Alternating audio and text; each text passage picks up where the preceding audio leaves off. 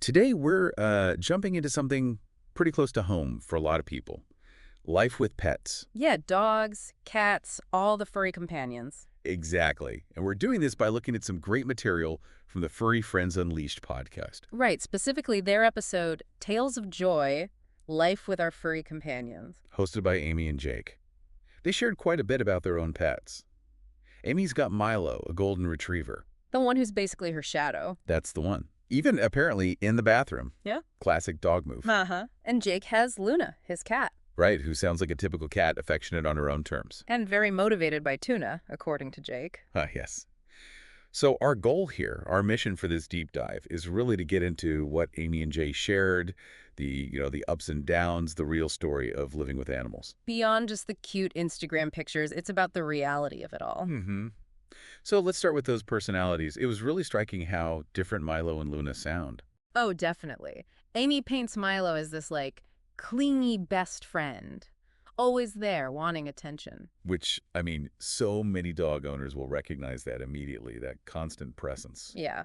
But then Jake describes Luna completely differently. More like a roommate who sometimes tolerates you. That really captures the cat vibe for many, doesn't it? That independence. It does. And it shows there isn't just one way pets fit into our lives. It really depends on the animal, their, fundamental nature. And that dynamic shapes everything. The bathroom buddy image for Milo says so much about dog loyalty. Totally. Their world revolves around their person. Whereas Luna, with the selective affection, the tuna bribes followed by just ignoring him. It's that cat enigma, isn't it? You feel chosen when they do decide to grace you with their presence. Exactly. So the day-to-day interaction is just fundamentally different. And that leads right into emotional support, which also looks different depending on the pet. Yeah, that was interesting. Jake mentioned that even though Luna isn't always underfoot, Right, she seems to sense when he's down, she'll just sort of appear nearby, quietly. it's a subtle kind of support. And Amy had that story about Milo during her finals week. Oh yeah, sensing her stress and just being there, providing that physical comfort. Big dog, warm presence. It shows support isn't one size fits all, you know. It's about how that specific animal connects. Exactly. And Jake brought up the science behind it too. The studies. Yeah, he mentioned actual research showing pets can, lower blood pressure, reduce anxiety. Help with depression even. It's Yeah. not just a feeling. There are tangible benefits. Right, which suggests this bond, this human-animal connection, it taps into something pretty deep in us.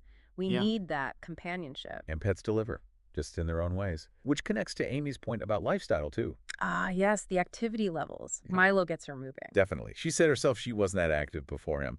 Now it's 2 walks a day no matter what. Rain or shine, part of the routine.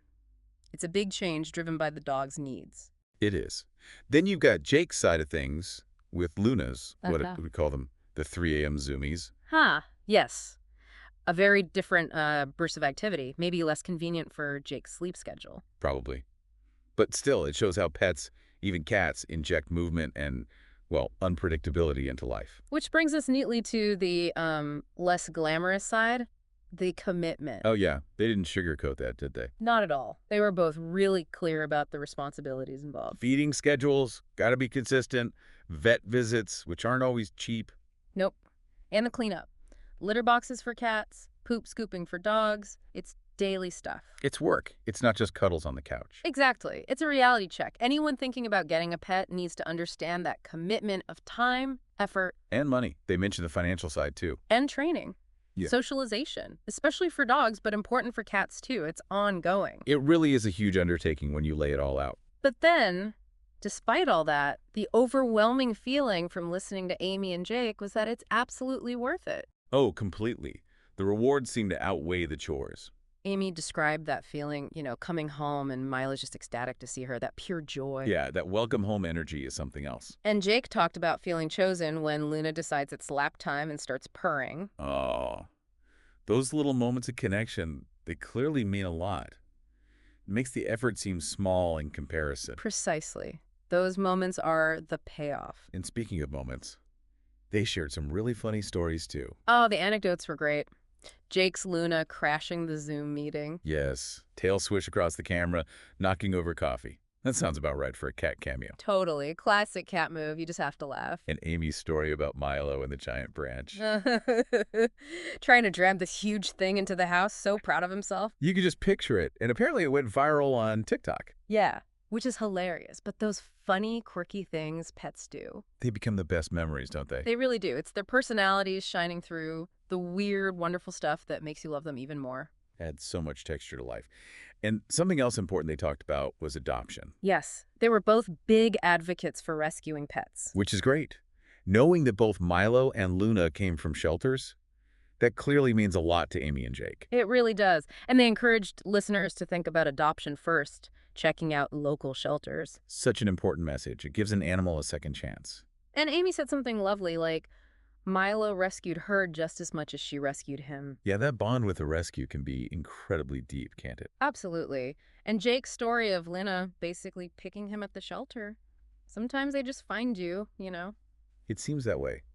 So, wrapping up this deep dive into Amy and Jake's tales of joy, It really paints a picture of pet ownership as, well, complex. yeah, it's messy, it's demanding, but it's also beautiful and incredibly rewarding. Whether it's that doggy devotion or the cat's more subtle brand of affection. There's clearly huge emotional support there, mixed in with the chaos and the responsibility.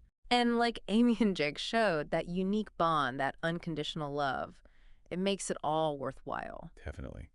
Which kind of leaves us with a final thought for our listeners, inspired by Amy and Jake. Hmm. Thinking about Milo and Luna and all these different facets we've discussed. What resonates most with you? If you have a pet, maybe think about those little moments. If you don't, what kind of connection maybe are you looking for? Right. And also maybe consider the flip side.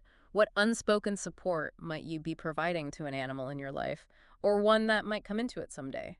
It's interesting to think about that two-way street, isn't it? Something to mull over.